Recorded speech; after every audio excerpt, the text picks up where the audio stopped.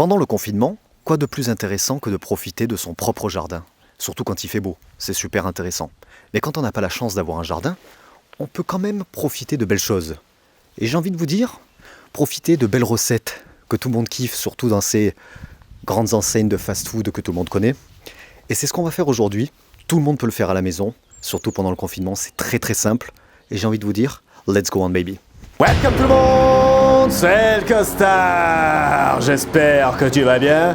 Moi en tout cas ça va super great. Les amis, bienvenue dans cette nouvelle vidéo. Je suis très heureux de vous accueillir en plein confinement. Aujourd'hui on va faire une recette de cuisine, donc ça peut toucher tout le monde. Et oui, comme vous le savez, moi je suis un grand fan de tout ce qui est tacos, fast food, tout ce qui est pizza, tout ce qui est pas bon pour la santé. Et pendant ce confinement, bien évidemment, on n'a plus accès à tous ces fast food. Et donc je suis actuellement très malheureux, comme beaucoup de personnes en France, et même dans le monde je pense. Mais alors ne vous inquiétez surtout pas, parce qu'il y a toujours des solutions. On a quand même la chance de pouvoir aller faire ses courses, ça c'est pas interdit. Et qui dit faire ses courses, dit refaire des recettes de trucs que tout le monde kiffe, notamment chez McDo. En tout cas, moi pour ma part, j'adore ça, j'en achetais souvent, c'est un truc que j'en raffole. Je veux bien évidemment, vous l'avez vu dans le titre, parler des Egg Muffins. Alors donc aujourd'hui, on va faire la recette maison des Egg Muffins et vous allez voir que peut-être qu'après ça, vous irez plus jamais en acheter chez McDo, puisque pour le faire chez soi, il n'y a rien de plus simple, c'est hyper rapide, c'est bon marché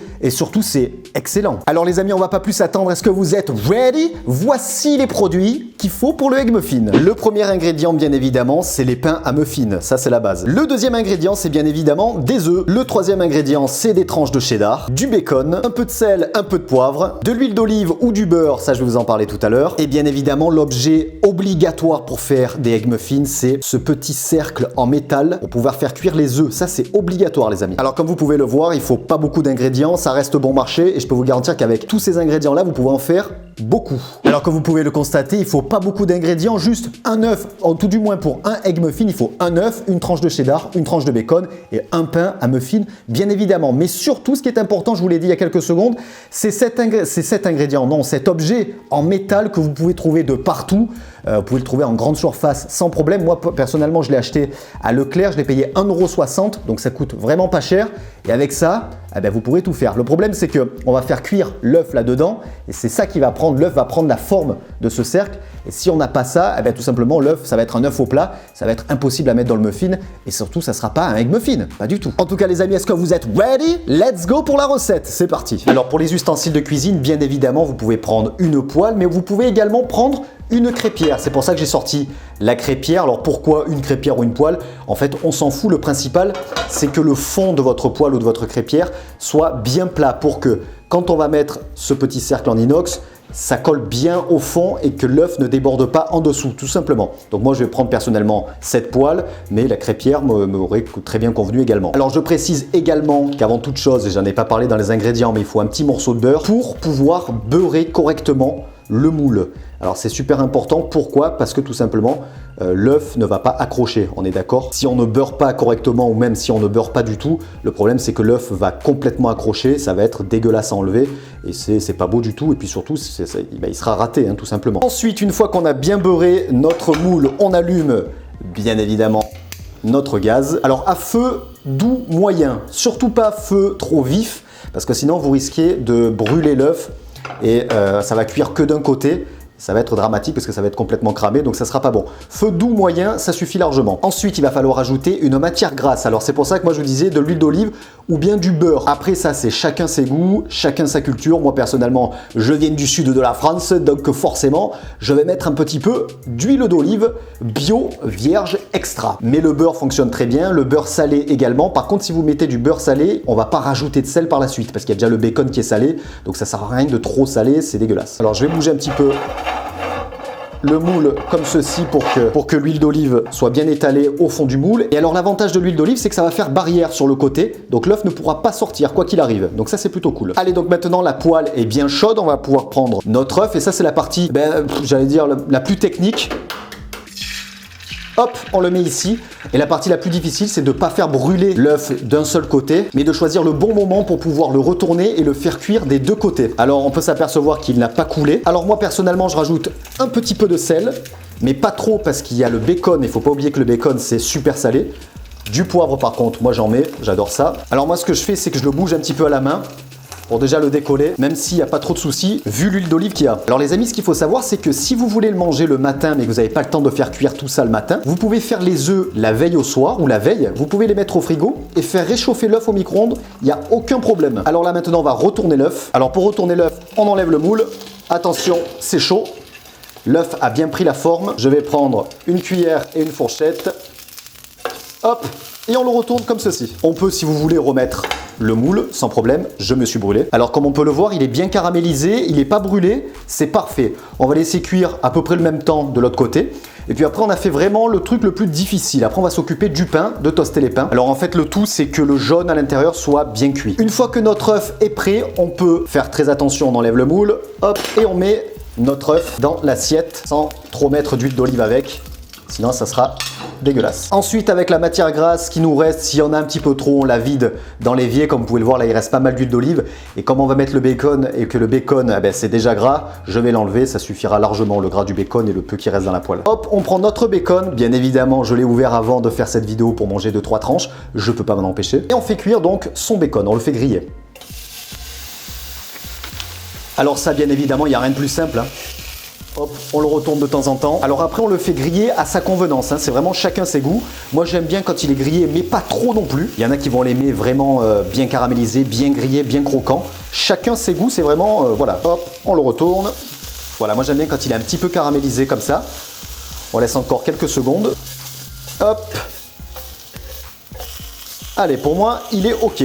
On le récupère, on le met à côté de l'œuf. Et maintenant, on va s'occuper du pain. Alors pour votre pain, bien évidemment, vous le prenez, vous l'ouvrez en deux comme ceci. Hop, délicatement. Alors là, soit vous le faites toaster à sec. C'est vraiment une histoire de goût. Soit vous remettez un petit peu de beurre. En fait, l'avantage avec le beurre ou même l'huile d'olive, c'est que ça va faire une barrière entre le gras du bacon et le gras de l'œuf et ça va éviter d'imbiber le pain et que ce soit trop mou et trop gluant. Alors moi, pas besoin de rajouter de matière grasse comme vous pouvez le constater ici. C'est imbibé d'huile d'olive. Donc on va juste les faire toaster comme ceci. Quelques secondes de chaque côté pour qu'il y ait ce côté croustillant et après on fera l'assemblage et on n'oublie pas le fromage. Mais vous allez voir que le fromage, il n'y a rien de plus simple. Alors je vais peut-être finalement rajouter encore un poil d'huile d'olive parce que c'est trop sec. Comme on peut voir là, ça a brûlé. Donc ça risque de ne pas être bon. Alors vraiment un tout petit filet. Alors encore une fois, hein, moi j'utilise l'huile d'olive, mais il y en a plein qui n'aiment pas du tout l'huile d'olive, donc vous mettez du beurre ou de la margarine, tout ce que vous voulez, quoi. Il n'y a pas de souci, tant que c'est une matière grasse. Alors à l'huile de tournesol, il n'y a pas trop d'intérêt, c'est pas très bon. On les retourne, regardez, il faut qu'ils soient bien caramélisés comme ça. Et maintenant que c'est bien toasté, on va passer à l'assemblage. Alors pour l'assemblage, eh bien, écoutez, c'est un jeu d'enfant, hein, bien évidemment.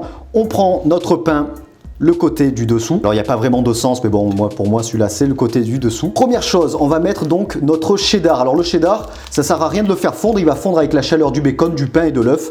Donc ça sert à rien de s'embêter à le faire fondre. Au risque d'en mettre plus dans la poêle que dans votre muffin. De toute façon, quand on le sort du frigo 5-10 minutes avant, je peux vous garantir qu'il est déjà prêt à être fondu. On le rajoute sur notre pain comme ceci. Ensuite, on va venir rajouter notre bacon. On vient rajouter notre œuf et on vient mettre par-dessus le pain.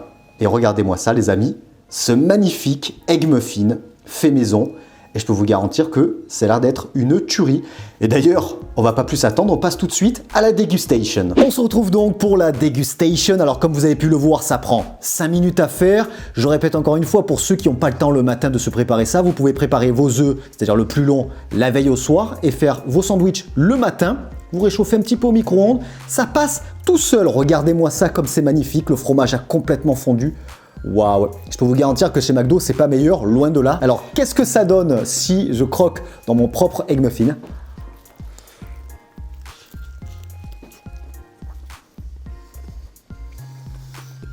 C'est littéralement une tuerie, les amis, c'est incroyable. Regardez-moi l'intérieur de ce magnifique egg muffin. Bon, alors par contre, c'est vrai que c'est un petit peu calorique.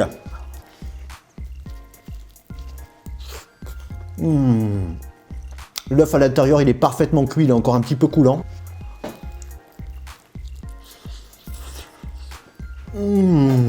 Alors bien évidemment, sur le continent américain, même en Angleterre, c'est un sandwich qui est extrêmement consommé, notamment le matin. Vous accompagnez ça d'un petit café, un jus de fruits frais, même accompagné de pancakes par exemple, c'est littéralement magique. C'est simple, bon marché, je peux vous garantir que vous en mangez 2-3 le matin, Vous partez du bon pied le matin. En tout cas, je l'ai bien assaisonné. Pas trop de sel, c'est déjà assez salé comme ça. Beaucoup de poivre, moi j'adore quand c'est relevé. Et franchement...